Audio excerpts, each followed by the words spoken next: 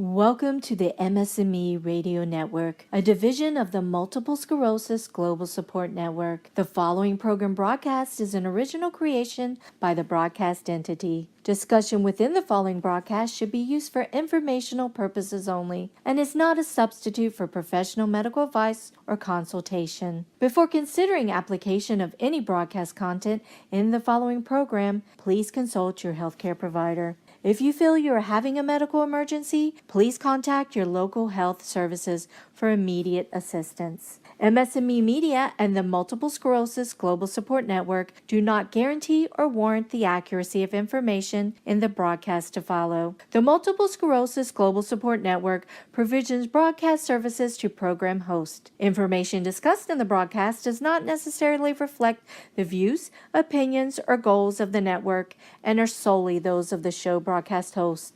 Should you wish to host a broadcast, please visit our website at msmemedia.com and submit a request to become a program host. We thank you for listening to the MS&Me Radio Network. Enjoy the show. Hello everyone, my name is Shirley Merritt and I'd like to welcome you to my show. I call it Raspberry Lemonade. Let's talk. First, I'd like to thank God for affording me this opportunity to come to you once again. I'd also like to thank the staff of MS&Me Radio for bringing me to this forum. Today's topic is going to be about MS and stress. This topic is near and dear to my heart because I am having a MS relapse and it was brought on by stress. Now, stress is the body's way of reacting to a challenge. It's a mental or emotional strain or tension that results from adverse or very demanding circumstances. I'll give you some other words which mean exactly the same thing as stress.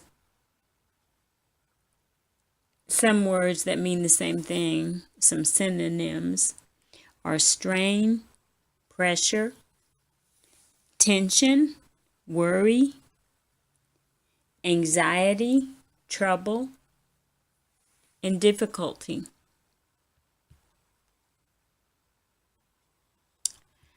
I'll tell you a little bit about what led to my relapse. I was under a lot of pressure, I guess you could call it. Some worry and anxiety. It's what I called good anxiety or good pressure. And the reason why I say that is that all stress is not bad. And there were some projects that I was working on. Well, it was one very important project in particular that required a lot of attention, a lot of diligent work, a lot of late night hours, lack of sleep. I probably had lack of exercise. And while I was working on this project, which was something that I desired to do, on top of it, it happened to be time for open enrollment, with our insurance policies. And I was faced with the difficult task, if you will, of choosing a different insurance provider. That was something that I wasn't looking forward to. Therefore, it was probably a little bit stressful as well. So with the two, stress factors combined, guess what happened? I had a major relapse. I immediately was treated because I know that, if you don't address a relapse right away, it could lead to some permanent disability, and I didn't want that in my life. So I I was treated. I had the 3-day solumedral steroid infusions, and now I'm sitting back, awaiting my, what do you call it, remission or hopes of remission. Anyhow, I'd like to talk about stress and how it can contribute to a multiple sclerosis relapse. All right, stress is a natural thing. We all know that. Everybody has experienced some level of it at some point in his or her lives. It's a feeling that happens when you're overloaded, when you have too much to do. You might be struggling to cope with life. But it also acts as a natural defense, a motivator, and an adrenaline supporter. It's okay to have a little bit of stress now and then. That won't hurt you. And that's what I was just talking about. It might even be healthy for your body to experience it. But chronic, prolonged stress can be very harmful. It can be harmful to a person's mental and physical health. There are some stress symptoms that I want you to be aware of. And once you're aware of them, you just need to know how to deal with them. So let's start with number 1. We've all heard of the stress headache. It's also referred to as a tension headache. I get these. I used to get them more frequently than I do now, because now I try not to get stressed out. It just didn't work this time. Number 2 is insomnia. Insomnia is the inability to sleep. If you have difficulty falling asleep or staying asleep, this can be considered insomnia. Now, I experienced this. There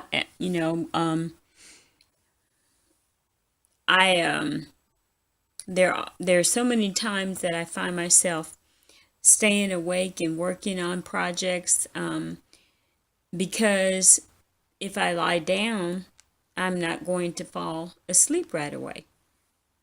So I just stay up until I get sleepy enough, and then there's no problem with, falling asleep once I do lie down. Number 3 is high blood pressure. Stress and stressful situations can cause your blood pressure to rise. We've probably all experienced this. These rises can be temporary, but it could be that the constant temporary rises could lead to long-term high blood pressure. My mother had high blood pressure. I never have, and my sister never has had it. So thank God it's not, it doesn't seem to have been passed down to us. However, it doesn't have to be hereditary. You can still develop high blood pressure. To reduce stress and high blood pressure, it is recommended that you exercise 3 to 5 times a week. This will help make a difference to your blood pressure in the long term. and ultimately improve your health. Okay, so number 4 is neck and back pain. Long-term stress can have an effect on your health, as we know. Neck and back pain is a common symptom of stress and stress-related activities. How many times do we reach in the back of our neck and massage our neck muscle? That's because it's stressed. That muscle is stressed. It feels tired. It may even throb. It could be from work pressure. It could be from stress at home, financial issues, health problems. But stress can typically show in our bodies as muscle tension and pain. Now, to fight these issues, you can make sure to get some exercise and stretch to loosen up the muscles.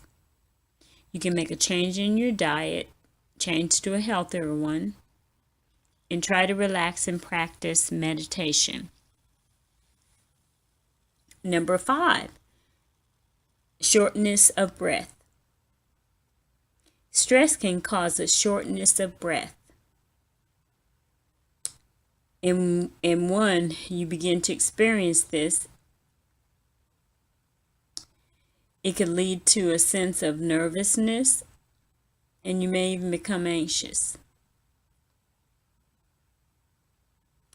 This will make your shortness of breath feel even worse. When you're anxious, the muscles that help you to breathe tighten up, which causes you to breathe faster. This is hard work and makes you tired, which means it's even harder to breathe. And this can cause panic. So it is very important to learn to relax when shortness of breath happens. Breathing exercises can help with this. I remember when I went through this years ago. This was like a decade ago. I actually went to a cardiologist and a pulmonary doctor trying to find out what could have been wrong with me, because I was having trouble breathing. I was getting that tight chest feeling, I felt like I was hyperventilating, which was, I was taking in and out oxygen and breathing faster. It was just making everything hard, and I felt like, oh, am I developing asthma, or, so I actually went to a pulmonary doctor and a cardiologist. Thank goodness they told me I had a strong, healthy heart. And over time, it kind of just subsided.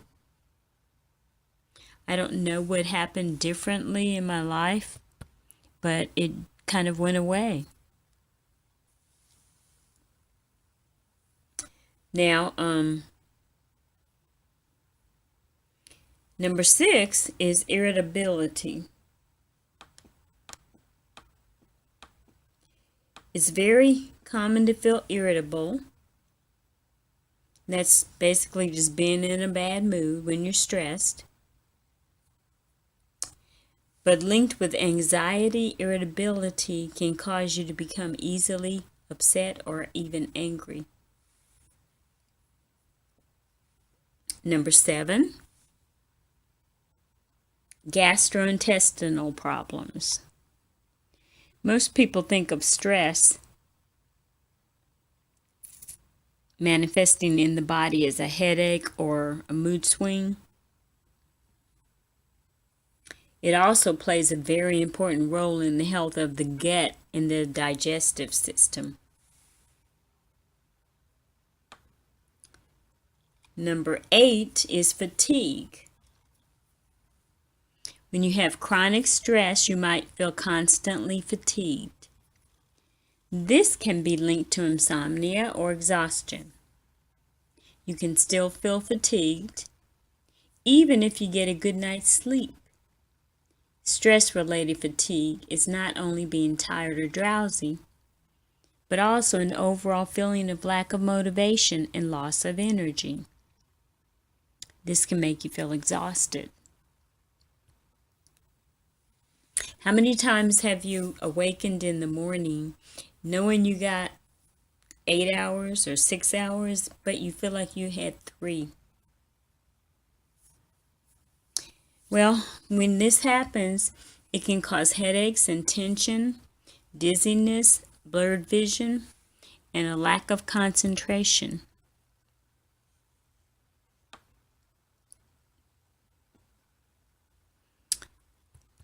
Number 9,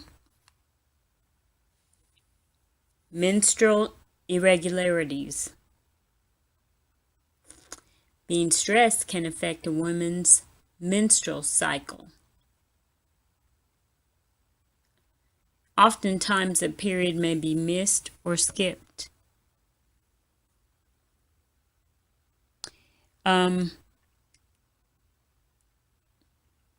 I've been postmenopausal for years. However, I remember when I was going through the menstrual cycle days, I remember every once in a while you would miss a cycle, you would miss a month, and that was probably because of whatever was going on in your life. It could have been stress related. Number 10 is tearfulness. Tearfulness can come from the feeling of being emotionally exhausted. You may tend to cry at the simple things, things that would not have had the same effect on you.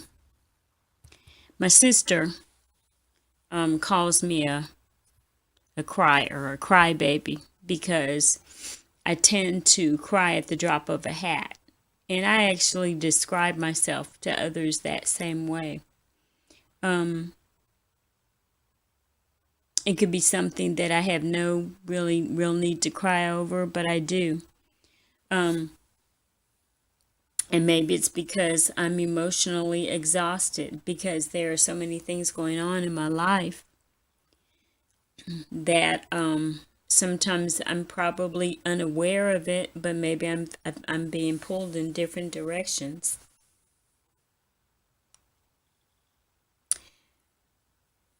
So anyway, now that we've covered these symptoms, these things that can cause stress attacks,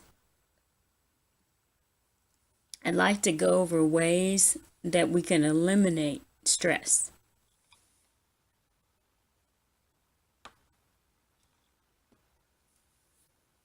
Okay, number 1, remember, you are in control of your emotions.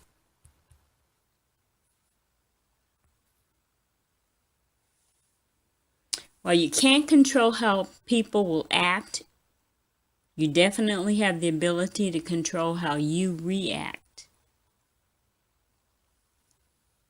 Therefore, you can keep yourself out of a stressful situation due to, a reaction that you may have had that may have put you into a stressful situation.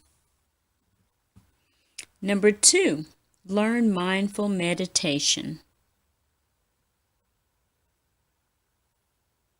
Learning to meditate, which is really learning the ability to live in the moment and just quiet all of the noise in your head, is becoming a much more popular way to deal with stress and worry. Meditation is something that I have not yet mastered. However, I want to. I very much want to learn how to meditate. I'm even thinking of, I have a tape or two probably in my cabinet that I need to really pull out, because I really want to learn how to tackle this. I want to learn how to meditate. It's so popular and it seems like it's so helpful. It's something that I think I would benefit from tremendously.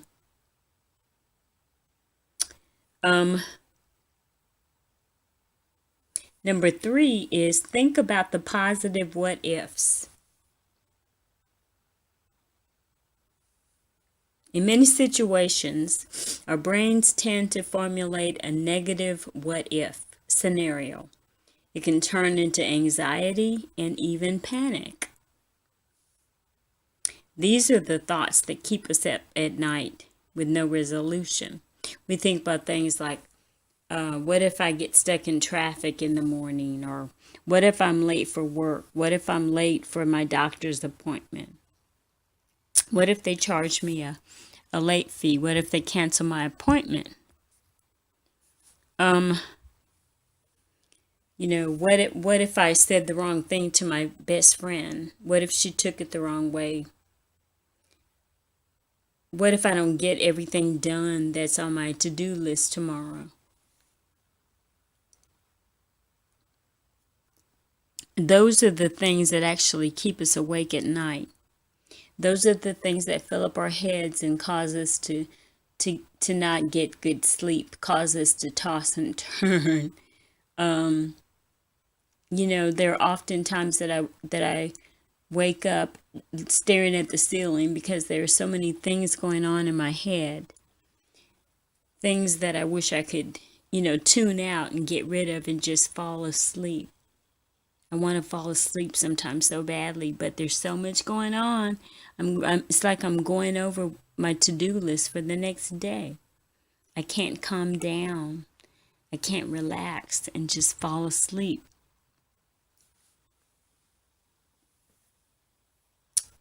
Okay, number 4 is turn worry into hurry. Instead of sitting quietly with worry that eats away at you, it could be helpful to keep busy.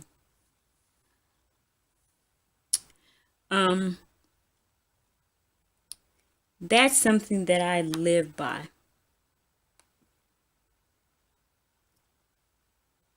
I like to keep busy. That keeping busy is what makes me happy. It makes me feel fulfilled. I like to write. I like to, they're just, things that I like to do that I may not have to be able to, I may not have to get out and because my mobility is limited, there are things that I can do with my brain that keep me busy.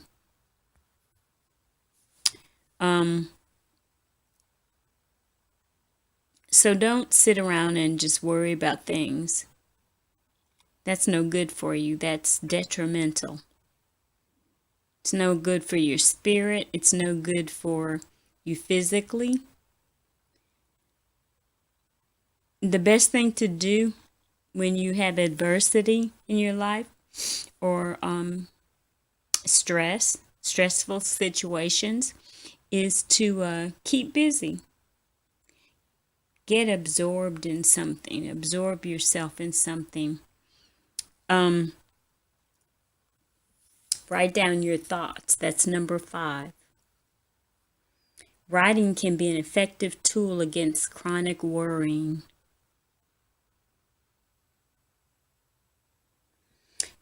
Some people journal.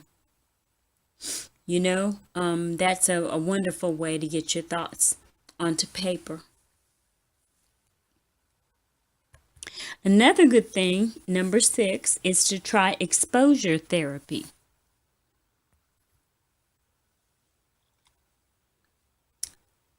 That's when you basically put yourself in a situation of discomfort. You should practice that. It's the act of doing things that make you feel uncomfortable.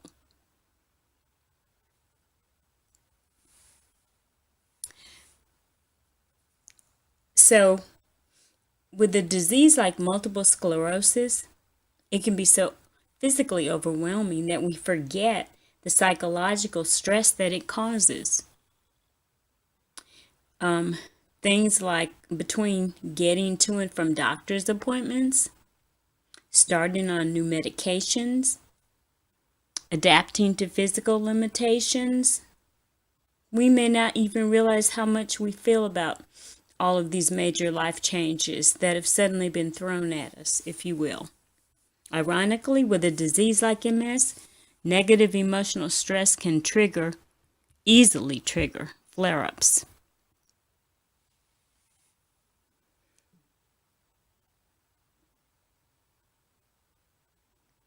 It brings tremendous stress to our lives,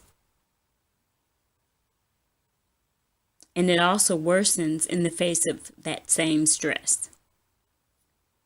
Talk about a dilemma. How ironic is this? With a disease like MS, negative emotional stress can trigger flare-ups. Okay, so I'm going to give you some stressors caused by multiple sclerosis. Here are some of the emotional, physical, and even financial challenges to having MS that contribute to both chronic and acute stress. The unpredictable nature of MS alone is stressful. The appearance of new symptoms is stressful. Concerns with health insurance, that's what I just went through. That's what caused this relapse. Concerns with employment, wondering whether or not you can be proficient and efficient at work, whether or not you need help from others, paying for medications, having less quality time with friends and family, all the multiple doctor's appointments that we have, caring for children when you're not feeling well. These are challenges that we have because we have MS, and they contribute to stress. So basically, I'm going to end this discussion by saying that each relapse creates a risk of increased disability. So we must try our best to eliminate stress, which we know can cause relapses. That's basically it in a nutshell. We have to try our best to eliminate stress because I don't want to go through another one of these anytime soon.